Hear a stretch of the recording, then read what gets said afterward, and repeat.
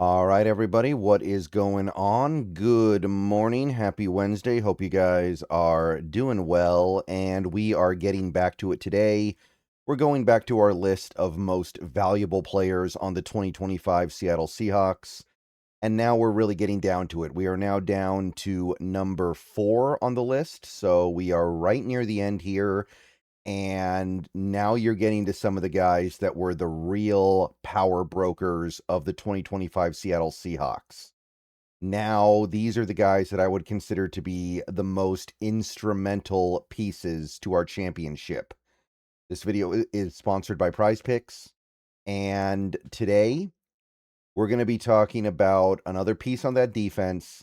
And this is a guy who gets, I think, overlooked a little bit because of what another player who kind of sort of plays the same position as him brought to the team in 2025. But I don't think that should take away from what this guy was doing for us. Leonard Williams. We are talking about Big Cat Leonard Williams. He is my number 4 in terms of the most valuable players on this 2025 Seattle Seahawk squad. I think that Leonard Williams was instrumental in a way that doesn't necessarily show up in the stats. And I think that it's easy to forget how good he is because he didn't put up defensive player of the year type numbers this year. But he was, in my mind, more or less as effective. And the whatever diminishing returns there may have been in his numbers, I believe that at the end of the day, he was still just as effective, and you can look at other players that play his position and what they did that contributed to Williams's numbers falling off more than anything else. So let's start with those numbers because they were certainly not bad.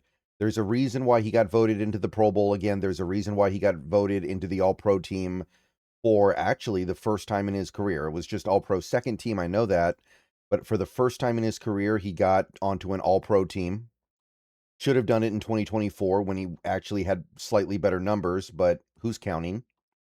So on the surface level, you look at Leonard Williams and you see clearly a very good player. 7 sacks as mostly an interior lineman and 62 tackles, 9 tackles for loss. And his pressure numbers are also quite good. If you look at a Pro Football reference here, 29 pressures on the 2025 season, which is very good for an interior lineman.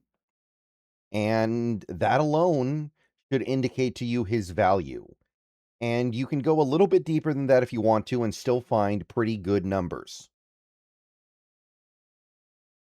Pro Football Focus graded him well for the 2025 season. They had him 11th among all interior defensive linemen. They gave him a good pass rush grade and a good run defense grade.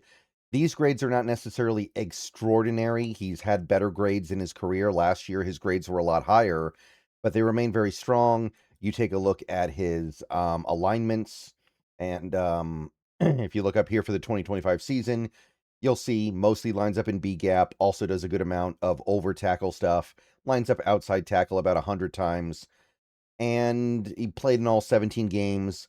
Played in the playoffs, played well in the playoffs, by the way, got a lot of pressures against the Niners, and also did some work against the Rams and Patriots, even if you didn't notice him as much.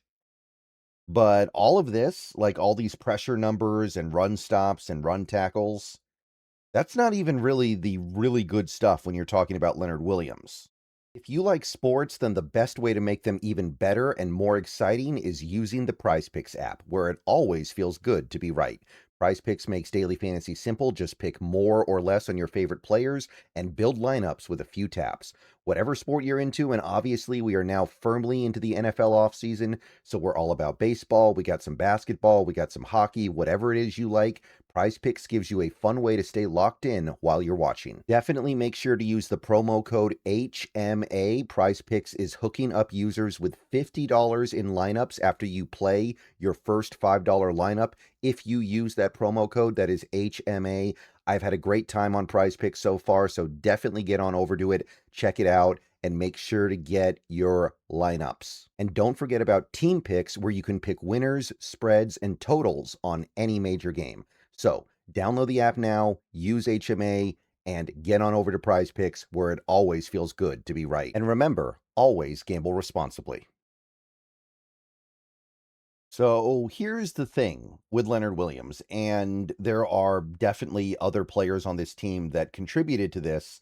I'm not going to tell you that Leonard Williams is the only reason why this is the case, but he is one of the main reasons why this is the case. The Seattle Seahawks in 2025 kind of did something almost impossible. Like they did something that when you think about it on the surface level should be impossible. Something that should never really happen. They lived in nickel on defense more than I think any other defense in football. They played nickel more than pretty much anybody else. They almost never went into base.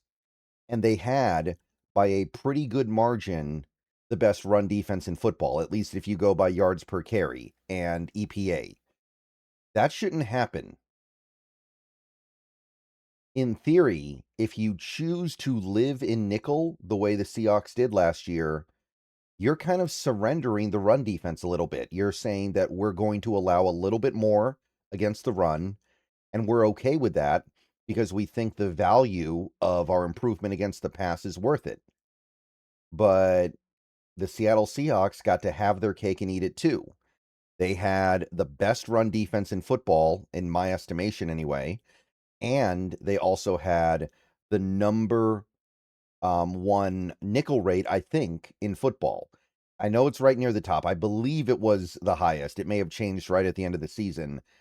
But for a team to accomplish both of those things, that's just something that, forget being impressive or good or, credit to the players, credit to the coaches. That's just something that defies logic. That's like having a round square. That's like something both existing and not existing at the same time. Like that should not happen when you do have other teams in this league that play base a lot more. But the reason why the Seahawks can do this, there are a few different reasons. We've already talked about a couple. Guys like Nick Eamon-Worry, guys like Devin Witherspoon. Those guys allow the team to play like that and still have the best run defense in football. Leonard Williams is another big reason why we can do that. His play in the middle, his disruption, his ability to completely rip apart an opposing offensive line and run scheme without getting backed up by an extra linebacker in the box. That is one of the big reasons why we pulled this off. So that's actually the best part about this. That we have players that allow this team to play the way they play and still be as good as they are. That's more valuable than the numbers. And the numbers are very good. Like I said, 7 sacks. He's got a good average depth of tackle as well, 62 tackles overall. Like, the numbers are good. Don't get me wrong. I'm not going to sit here and say the numbers are lackluster, and I'm trying to distract you from those numbers with more abstract elements of his play. But I do think those abstract elements of his play are immeasurably valuable. This team getting to live in nickel and still completely shut down the run against almost every team they play. Like, how many teams ran the ball well against them last year? The Rams mostly, right? The Rams ran the ball pretty well on Seattle, and that's it. That's something that goes above and beyond any box score stat. And I don't think Big Cat's the most important piece, but he's important. So for those reasons, I think Big Cat is number 4. Some people would probably put him a little bit lower. I know. I think there's a little bit of a perception that he's not even the most important player at his own position on this team. And for the record, I actually kind of agree with that. But that doesn't change the fact that he is important to something that is so obscenely good and so obscenely important that I think it still has to be recognized in this way. He is a phenomenal force in the middle in a way that was better represented by his individual numbers in 2024. But in a way, in 2025, I think what the team accomplished, in part because of him, was even better, even if his numbers did shrink a little bit. even if he did end up contributing a little bit less individually, at the end of the day, this run defense being this good while undermanned by a linebacker, that that doesn't happen. That's not supposed to happen. All right, so that, to me, that kind of boils down to it. I know that I wasn't able to go as deep on Big Cat as I was some of the other players we've talked about, but to me, it's just that simple. When you are playing so many snaps, and let's be clear here, Big Cat, he didn't play an excessive number of snaps, but he plays a lot of snaps, over 800 snaps for the Seahawks last year, 72%, and you are part of a run defense that is that good while playing with a light box, you're going to get a lot of credit from me. All right. I'll see you guys later. Go Hawks. See you guys soon. Let me know what you guys think. That is my Leonard Williams evaluation, and he is my number 4 most valuable player for the 2025 Seahawks. By the way, get him extended. Just get that done. Sooner the better. All right.